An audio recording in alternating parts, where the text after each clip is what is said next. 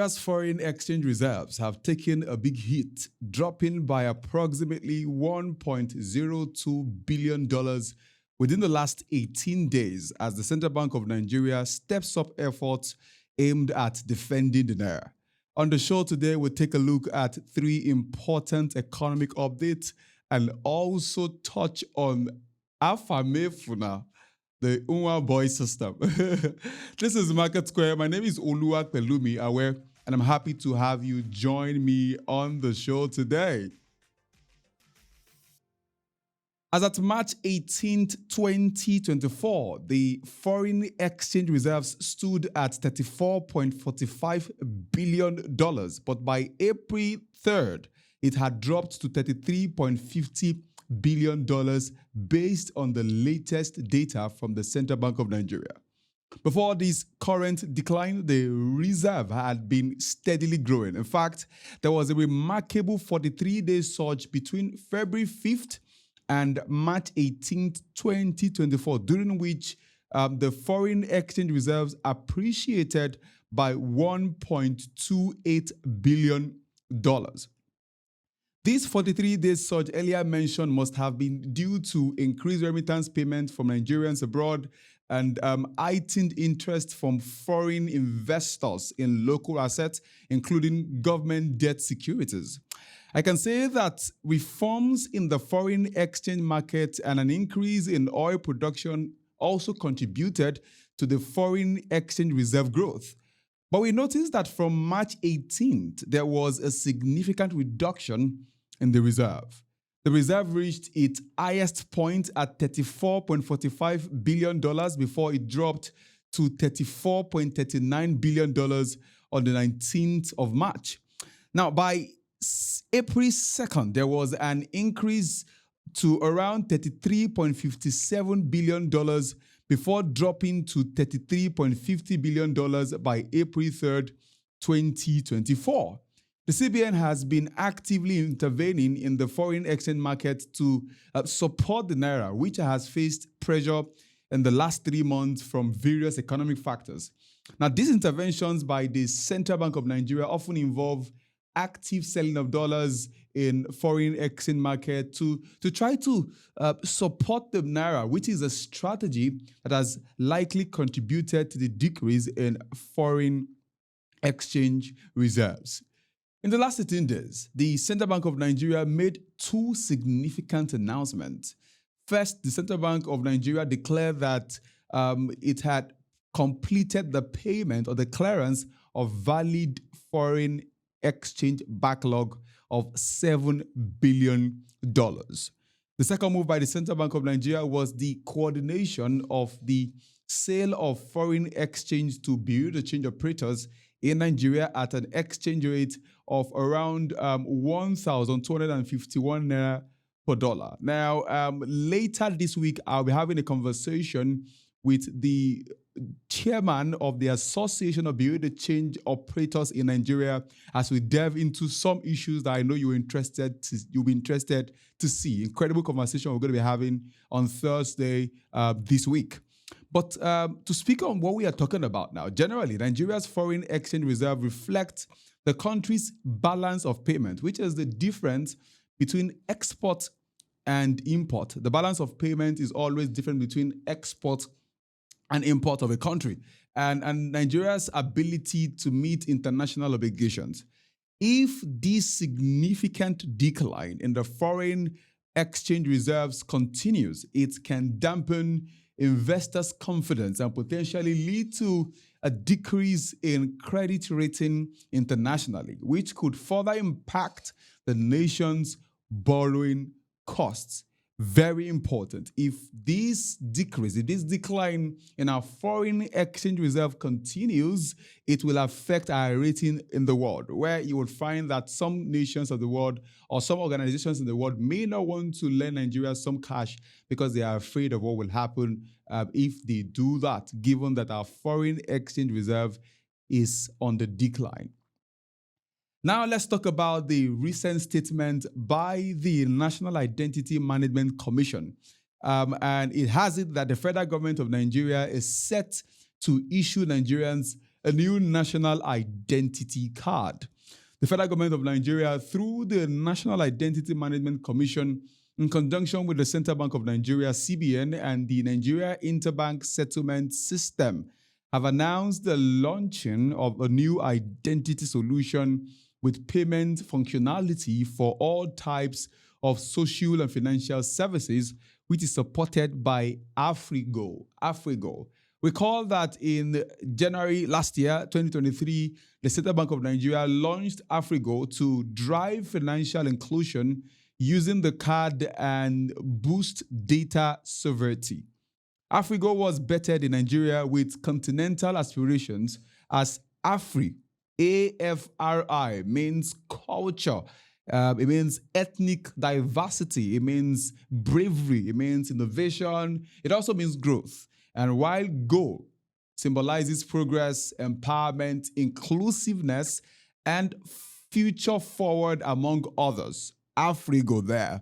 Now, this new national identity card is said to possess verifiable national identity features, which is supported by the National Identity Management Commission Act of 2007, and that mandates the National Identity Management Commission to enroll and issue a general multipurpose card to Nigerians and legal residents.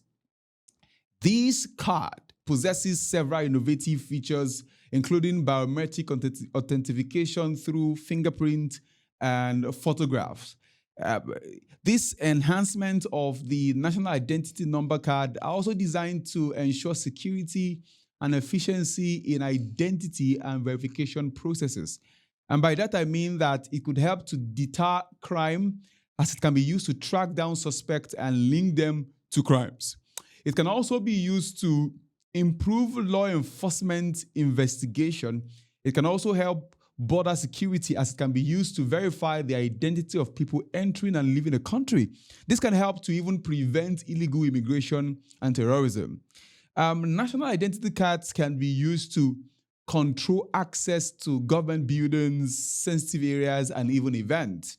This new initiative is aimed at meeting the demand for physical identification, which enables card holders to verify their identity and access both government and private social services.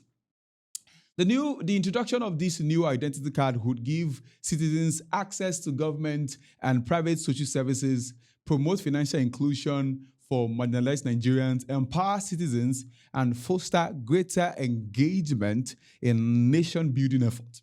In addition to this, functionality and functionally card holders will be able to use the cards as debit or prepaid cards by linking the same to bank accounts of their choices. And that sounds so right. Imagine your identity card is tied to your bank account, right? It makes things pretty much easy. I think the time when the government talked about putting a deadline as to anybody who doesn't have his own national identity number would have his number blocked. Some people are saying that, why didn't the government just do that, just convert, do that number, or give each person his or her number through the BVN, because we all have BVN. As long as you have an account with a bank in Nigeria, you have a BVN. So what we spoke about it the last time, that why can't the government just generate a national identity number through our BVN? But it looks like the plan by the government now to ensure that the new PIN is attached to account details, attached to account numbers, sounds so right. But however, reports by the National Identity Management indicated that only registered citizens and legal residents possessing the National Identity Number, that's NIN, N-I-N, will qualify to obtain this card. This proposed card includes a machine-readable zone for e-passport information, identity card issue date and document number, travel, health insurance information, microloans, agriculture, food stamp, transport, and energy subsidies. While this initiative is highly commendable, it potentially leaves out a significant portion of the population, as data from the National Identity Management Commission reveals that as of December 2023, only 104.16 million Nigerians had obtained the NIN, representing less than half of the nation's total population. And if you ask me how many persons are alive in Nigeria today, I will tell you that there are over 200 million people in Nigeria today. And if you're going to check stats, it will tell you that there are over 220 million people in Nigeria today. So if at the moment only 104 million Nigerians have their NIN, then there's a lot of work to be done to make sure that this new innovation or this introduction of a card that can be used as a means of transacting goes everywhere. It's in the hands of everyone, right? Now, as the new card is targeted at becoming the primary national identity card for the country, the ease of requesting and collecting it would greatly influence people's willingness to participate. Because in the past, and I know you know this already, in the past, there were many challenges such as inadequate infrastructure, staffing shortages. Sometimes you go to the office to get your NIN, your card. I remember when I went for I had to stay there from morning till night. I actually got it around 6 p.m. 6 p.m. because there were about only two persons who were there to attend to me and to many other persons. So we have seen this happen in the past where inadequate infrastructure, staffing shortages, technical difficulties that hindered many Nigerians from enrolling for the NIN. There was also the issue of multiple identity cards, as many citizens possess various identification documents such as BVN, PVC, NIN, international passport, and driver's license. Now, it is best that the procedure of collection of this card is made seamless by the federal government. Now, it is no longer news that the dollar sometimes back exchanged for 1,650 naira, with some speculators suggesting that it would get to as high as 2,000 naira to a dollar. Now, and these guys had to quickly swallow their speculations as the naira steadily gained and has hovered around 1,002. In fact, yesterday I learned personally that yesterday $1 exchanged for 1,100 naira, which is quite remarkable. But it looks like the appreciation of naira has not positively affected the prices of goods and services in Nigeria. Joining me to discuss what could be responsible for this inverse relationship quickly is a journalist and reporter. Please welcome Ms. Ruth Natsa. Welcome to the show. Thank you so much. Thank you, Veegil Media. Yeah, so in your article for Business Day Nigeria, you mentioned your interaction with different traders. Some of them shared what the reason for the high cost of foodstuff is. Could you share with us what your findings were as per why the prices of goods, foodstuff remain the same despite the appreciation of the Nigerian naira? Oh, okay. Thank you so much again. So one of the people I spoke to particularly was the president of the All Farmers Association of Nigeria. I asked him why there was still an issue where food costs were still high despite the depreciation of the dollar. One of the things he said was it had nothing to do with the farmers. In his opinion or in his view, farmers sold at the regular rate or at a low rate, and the middlemen influenced the cost of foods at the market. Now, the middlemen are usually those who buy from the farmers and then sell to the regular whom you buy directly from at the market, the retailers in this case. So some of the things I found out also was when I spoke to some of the traders, they were like the cost of transportation. So it falls back again to the issue of cost of fuel, the removal of subsidy, and all of that. With some realistic issues where we have the farmer-header clashes in communities, in farming communities, particularly particularly in Benue, where we have the food basket of the nation. So there was this reality that farmers are afraid to go to the market. We also know that in some communities in Zamfara State, where there are also where we have food coming from, farmers do not go to their markets, who do not feel safe. They are attacked daily. In Kaduna, they are attacked daily. What happens? For some communities, they have to pay ransom in view of being kidnapped. You pay ransom for your safety. You pay to be safe. You pay to be allowed to live, to farm.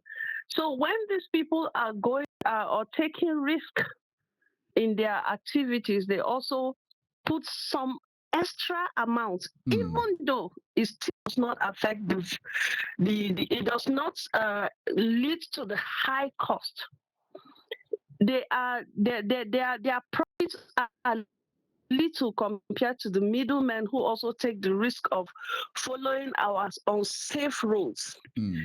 Transporting foods from the north to the south, from the north to the east, from the north to the west is also another risk where the transporters have to deal with.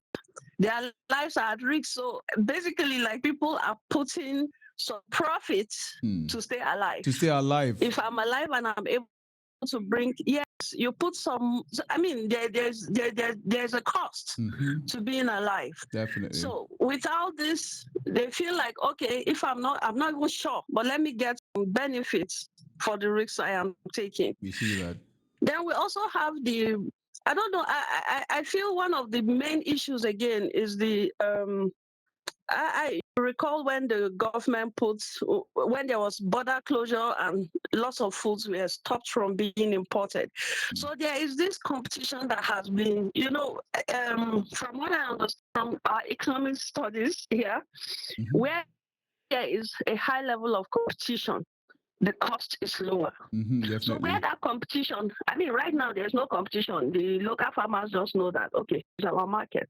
And that is why when you expected rice to come down, the prices escalated. That's true. So rather than the border closure leading to a lower cost, it has a higher cost because the competition they have with imported rice is no longer there. Yes. They will always use the excuse of cost of production. I agree that the cost is higher and all of that, but again, let's be real. These same issues were there. These same issues of high production were there because they didn't have the machinery or they couldn't afford the machinery as they used to right now. But rather, now that they have it, instead of the cost coming down, we are still having competitive high cost. Wow. So a whole lot of issues. Border closure was one of them. Yeah, a whole lot. I think you mentioned some. Was one of them. Yes. You mentioned about middlemen raising the price. You also mentioned about insecurity and mentioned transportation. Insecurity. But more critically is the issue of the fact that, despite the fact that the border has been closed against rice still seems to be on the high side, and that's a critical issue that has to be looked into. Very high side. Yes. So, but from your conversation with them, should we expect these prices to reduce anytime soon? Should we expect the price to reduce anytime soon? Okay, one of the factors I actually failed to mention was the greed of the market people. We've seen situations where people raise cost for no reason. Once there is a rumor, the prices go up, even on old or stored products.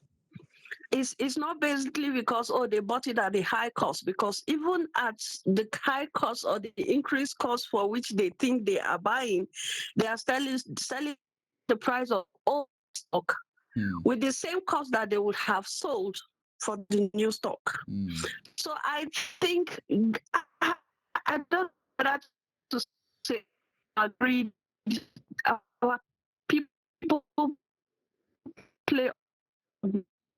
plays a very vital role that people need to be considerate of this. It shouldn't just be all about all the all time about on profit alone. nurses and graduate nurses. Think profit, think about the impact on the masses. Definitely. Yes, it's all about profit for these people. But it shouldn't be so. People should consider it of people's costs. The salaries are not coming up. That's true. That's correct. That's correct. Yeah, thank you so much. Yes. As you put very flexible. So will this thank you. You ask these prices go down Yes, soon? Honestly, I do not know. Honestly, I do not know. So let's just watch and see and hope let's that watch and see one how day it it gets goes. better for everyone. All right. Thank you for Yes, joining me on the show absolutely. today. Do have a great day. Thank you. All right, there is a new movie that has been getting a lot of good reviews recently, and it's titled Afamefuna, which has grossed about 21 million already and keeps increasing by the day. In fact, Afamefuna is the title of this particular episode. It speaks about a system of apprenticeship that the Igbos are best known for, which is called Nwa Boi. It will shock you to know that many of the millionaires and maybe some billionaires employing a lot of persons today and adding value to our GDP went through this system. Let me allow MarketSquare reporter Favor Eya tell you more about this.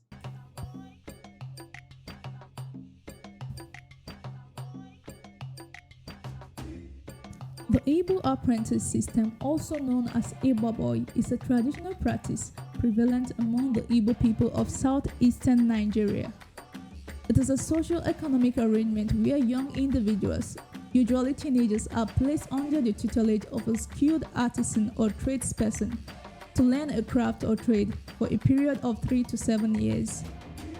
The system is deeply rooted in Igbo culture and serves as a means of skill acquisition, socialization, and economic empowerment.